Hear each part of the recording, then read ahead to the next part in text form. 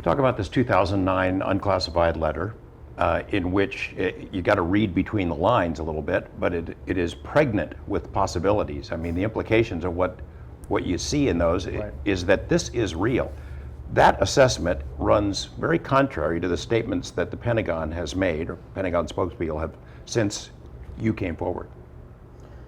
You know, since, I mean, since I the think, existence I think of there's a AATIP. lot of pockets within the Department of Defense that may not necessarily know exactly what, you know, another pocket is doing, right? The right hand doesn't always know what the left hand's doing. They try. I don't think it's deliberate or on purpose. I don't think it's a misinformation campaign. I think if there was a question as to what the government knows or doesn't know, you'd probably have to bring that up to the government to answer. I certainly don't want to guess why the government said what they did.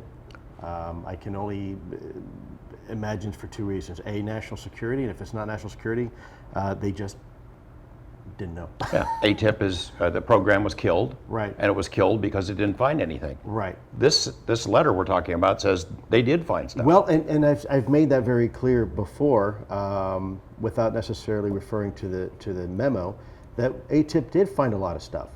This wasn't just a one-off looking at the Nimitz incident. There were many, many incidents we looked at, and we looked at them on a continuing basis, and we saw some congruencies throughout these incidents time and time and time again, some repeated patterns of behavior. And as an intelligence officer, when you see those repeated patterns of behavior, that is key that something's going on, that there is something there of predictability that you can use then later on to figure out how these things work and what these things really are. The arguments that were made in that letter are still valid today. Absolutely. In my opinion, absolutely.